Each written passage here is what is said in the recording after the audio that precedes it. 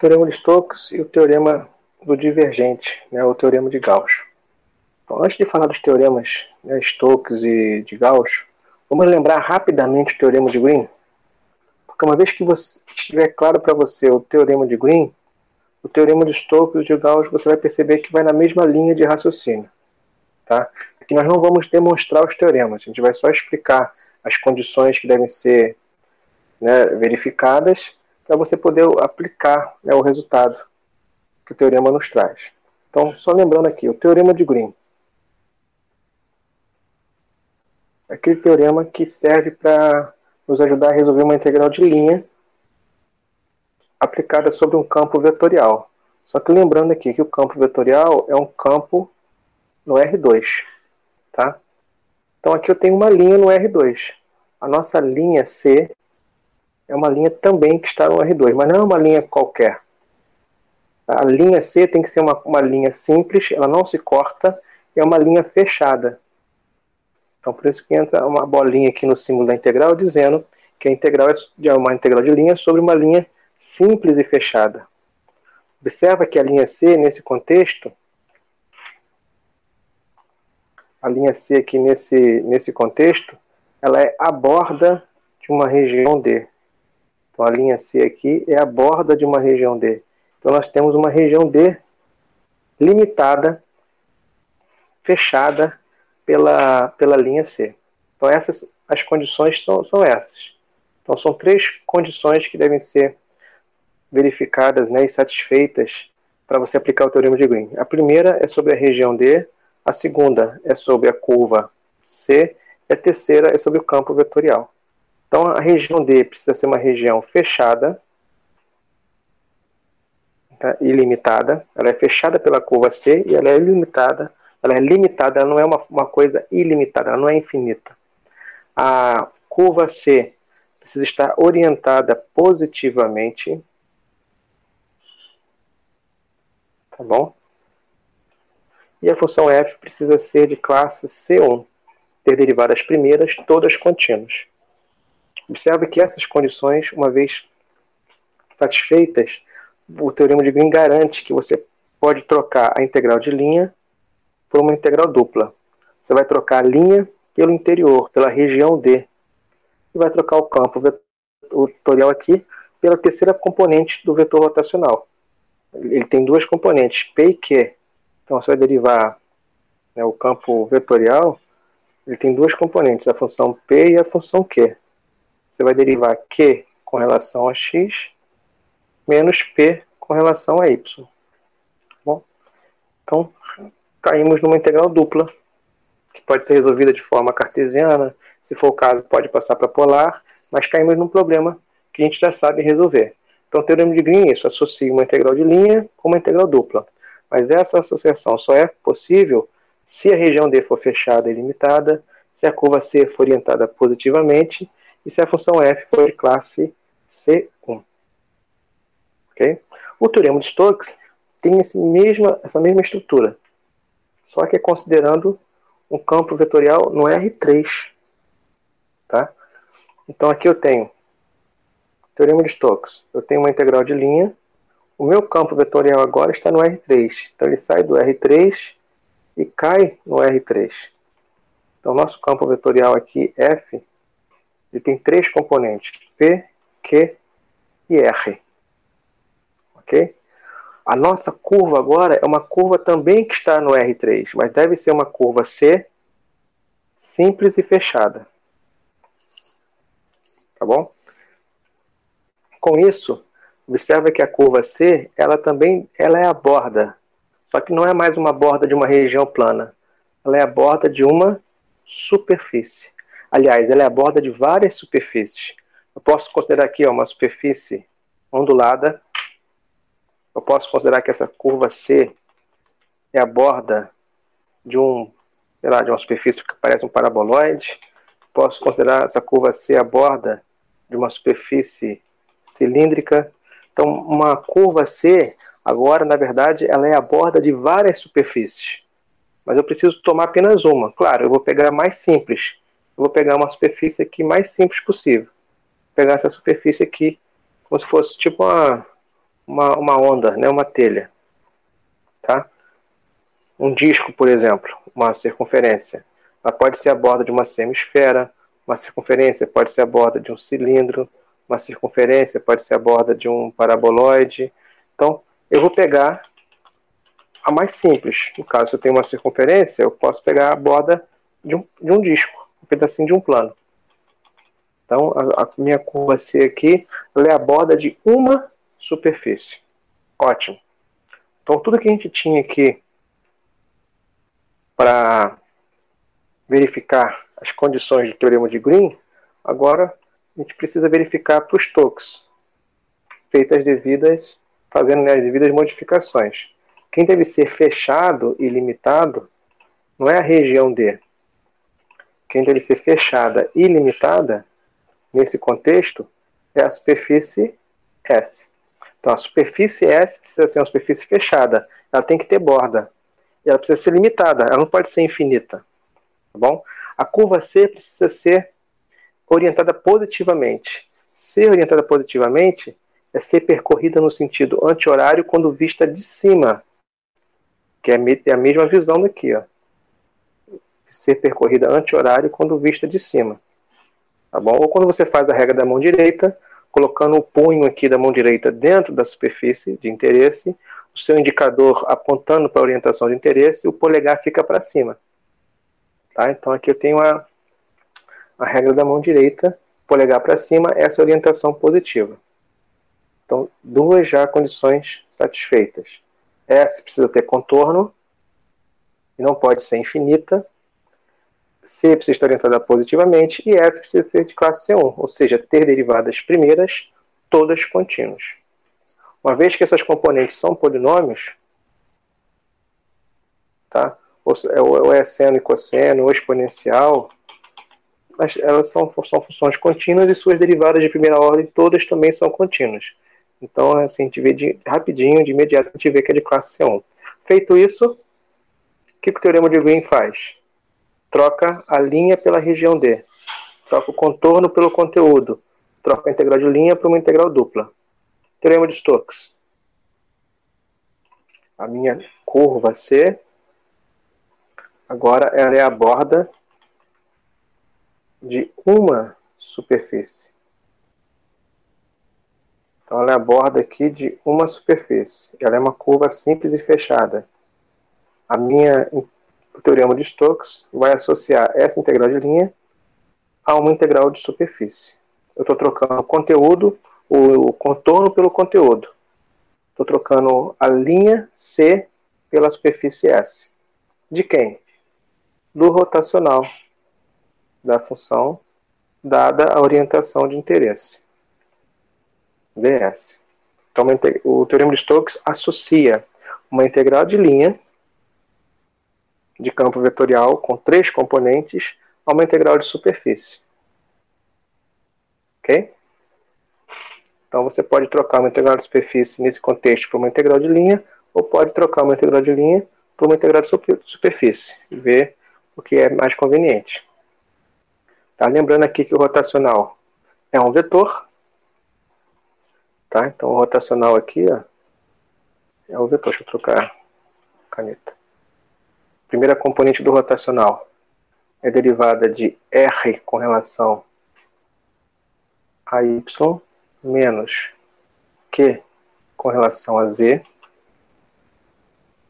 Segunda componente é derivada de P com relação a Z menos R com relação a X. Terceira componente, Q com relação a X menos P com relação a Y. Tá bom? R com relação a Y, Q com relação a Z. Aí.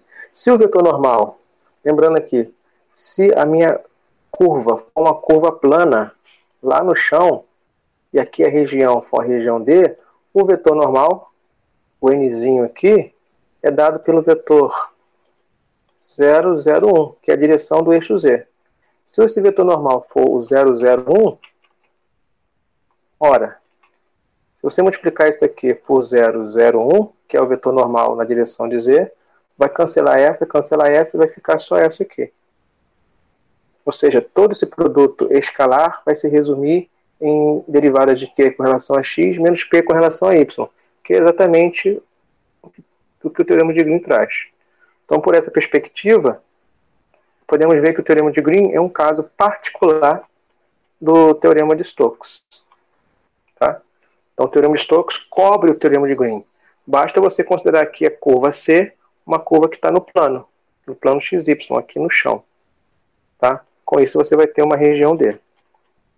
Okay? Mas a ideia é a mesma.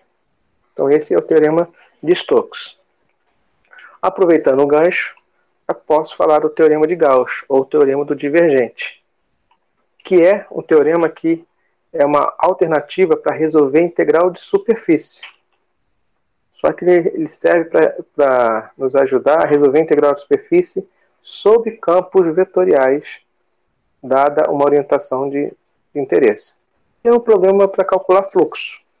Então, calcule o fluxo do campo vetorial através da superfície S, dada a orientação Nzinha aqui de interesse. Bom, eu posso aplicar o teorema de divergente sempre? Não. Só dentro de algumas condições. E essas condições são similares às condições do Green e Stokes. Tá? Então, por exemplo, aqui são as condições lá do teorema de Green. A região D tem que ser fechada, enfim. Só para você ver aqui, ó, que as características são similares. Só que eu não vou considerar a região D nem a curva C. Aqui, quem tem que ser fechado é um sólido. Tá?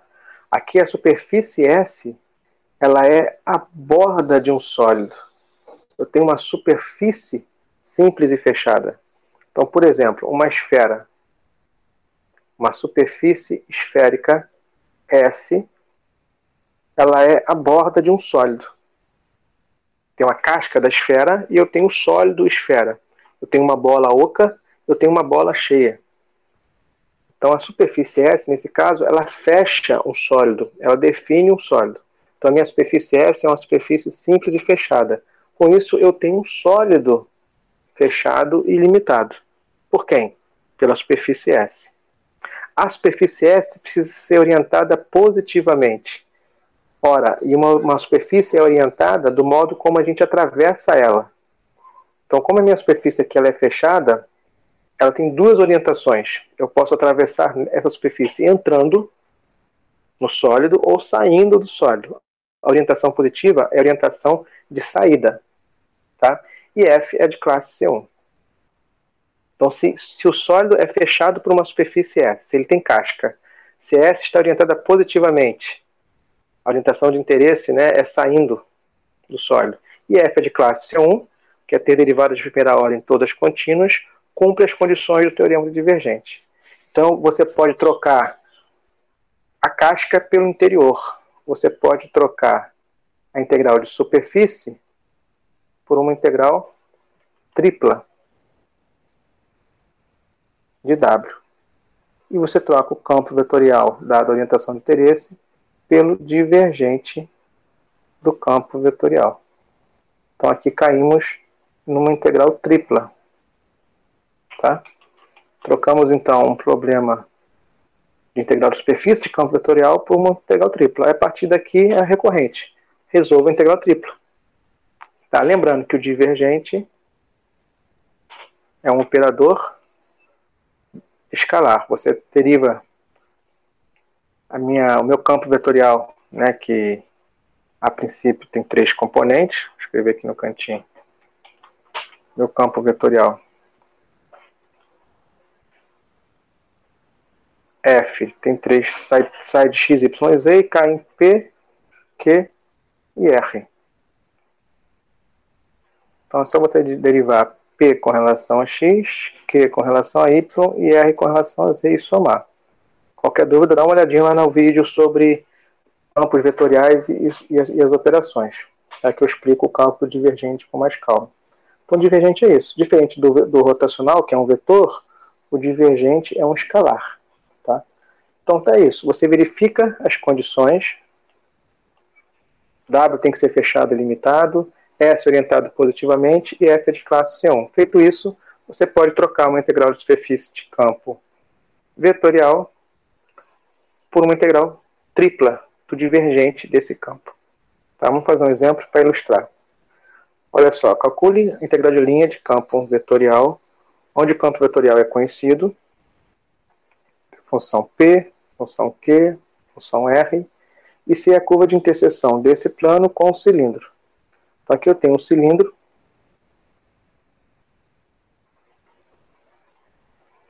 centro 0, 0 e raio 1. Aqui eu tenho um plano. Olha só. Quando Z é 0, o Y é 2. Aqui é 1.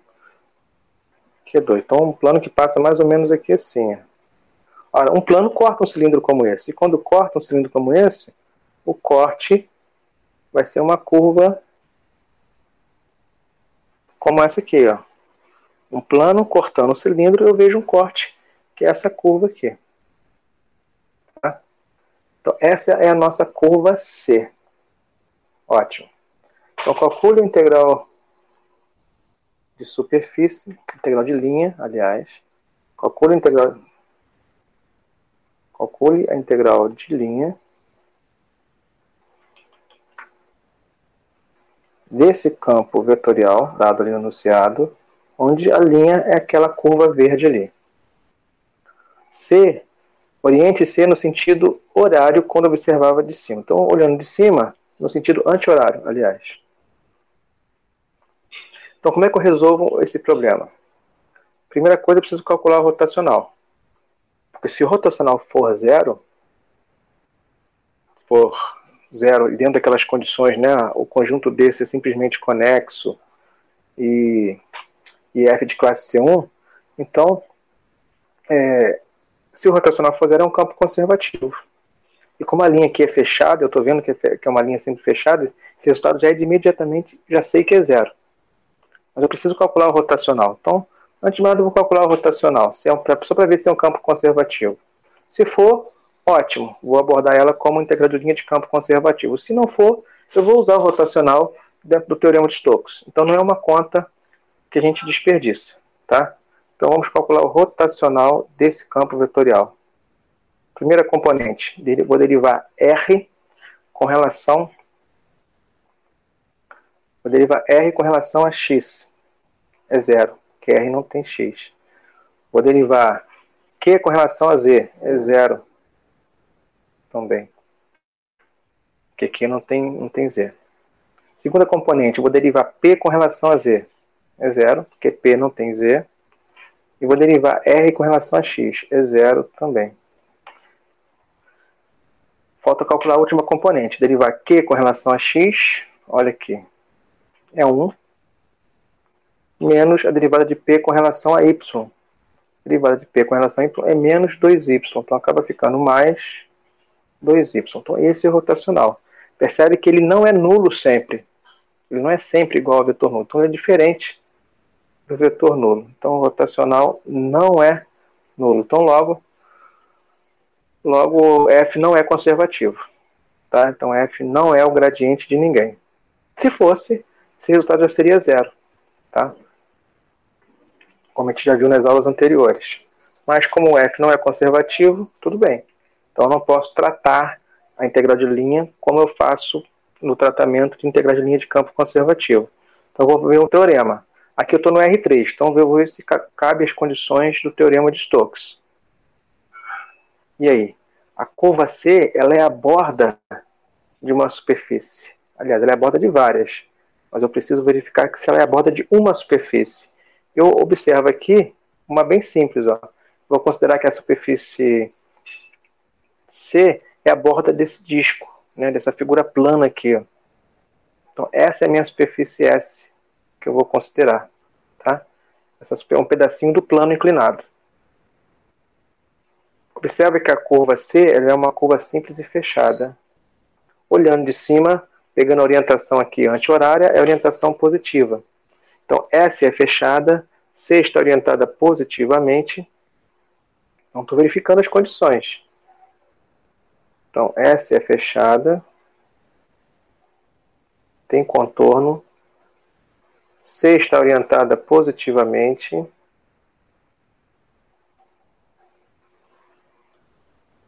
e F é de classe C1. Observa que F, as componentes P, Q e R são polinômios, que têm derivadas primeiras também polinômios, todas contínuas. Então F é de classe C1. Então cumpre as condições do teorema de Stokes. Então eu posso trocar a integral de linha por uma integral de superfície. Tá? Então estou usando aqui o teorema de Stokes. Troco a integral a linha pela superfície. Troco o campo vetorial pelo rotacional, que é justamente esse aqui. 0. Vou botar aqui a rotacional do campo vetorial, dada a orientação de interesse. A orientação de interesse é dada pelo normal para cima, tá? No caso aqui, orientação positiva, anti-horária. Então, o vetor normal desse plano aqui é um vetor normal conhecido. Olha ali, o vetor normal aqui olha aqui a equação do plano. O componente é A, X e B. É A, B e C, né? O A é o coeficiente do X, que é 0. O B é o coeficiente do Y, que é 1. E o C é o coeficiente do Z, que é 1. Então, esse é o vetor normal. Então, o Nzinho aqui é o versor desse vetor normal. Então, aqui caímos numa integral de superfície rotacional. É o vetor 0, 0, 1 mais 2y. Nzinho é o vetor 0, 1, 1, dividido pela norma dele. O tamanho desse vetor aqui é a raiz quadrada de 0 ao quadrado, 1 ao quadrado mais 1 ao quadrado, raiz de 2. ds. Ok? Então aqui nós temos ainda uma integral de superfície a princípio de campo vetorial. Mas se você resolver esse produto escalar entre esses dois vetores, você vai cair numa integral de superfície de campo escalar. Eu vou fazer isso. Primeira vez a primeira dá 0, segunda vez a segunda dá 0, terceira vez a terceira, caímos aqui. 2y sobre raiz de 2. Caímos numa integral de superfície de campo escalar. Que eu preciso agora parametrizar a superfície. Ora, a superfície é dada por... A parametrização da superfície, né, é dada por uma função vetorial. Com duas componentes. Observe que a superfície é um pedacinho do plano. Então eu vou pensar como se fosse uma função. Tá? Vou escrever z em função de x e y. Então vou pegar aqui u e v, só para mostrar que eu estou mudando as variáveis. A primeira componente eu não mudo, a segunda eu não mudo, a terceira eu coloco a equação do plano, que é z igual a 2 menos y. Então z igual a 2 menos y, no caso aqui eu chamei de v. Ok? E a região aqui, du e dv, é a projeção aqui no chão, que é um disco de centro 0,0 e raio 1. Ok? Então eu vou usar isso aqui como chave de troca. Como é que fica então o cálculo da integral de superfície? Eu troco todo o problema que tem x, y e z por u e v. Tudo que é x eu troco por u, tudo que é y eu troco por v, tudo que é z eu troco por 2 menos v.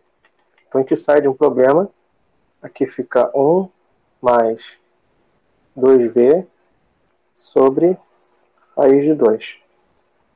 Caímos num problema só em u e v. E a região é a região D, essa região aqui. Tá? Já sei que é um disco, vou deixar indicado, depois eu passo para polar. E o jacobiano? O jacobiano é o tamanho do vetor normal. Nesse caso aqui, o vetor normal é conhecido. Tá? O vetor normal ali, já é aquele vetor ali, 0, 1, 1. O tamanho dele é raiz de 2. Então eu posso botar aqui um raiz de 2. Você sempre vai cancelar aqui. Então agora nós temos a integral dupla dessa função. Tá bom? Que é um problema recorrente. Você já viu a integral dupla? Eu vou deixar o cálculo aqui por sua conta. Tá bom? Só deixa eu ver aqui o resultado. Que aí você só confere as contas.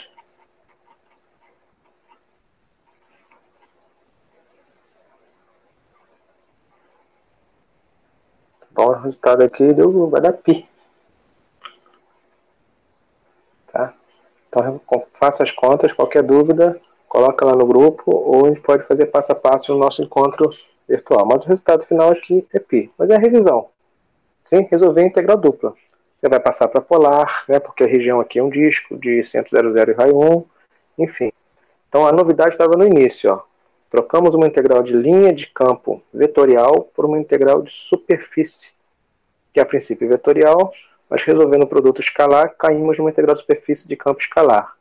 Utilizando a parametrização da superfície, caímos numa integral dupla. E resolvendo a integral dupla, a gente encontra o P. Ok?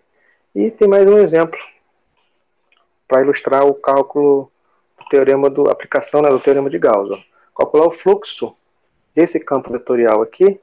Ora, o fluxo de um campo vetorial é modelado através de uma integral de superfície do campo vetorial através da superfície de interesse, dada a orientação, nzinho. Então o fluxo é modelado através desse problema. O campo vetorial é conhecido, observe aqui, ó, nós temos as funções P, Q e R, e a superfície é a superfície esférica, é uma esfera de centro 00 e raio 1. Então é a casca dessa esfera aqui.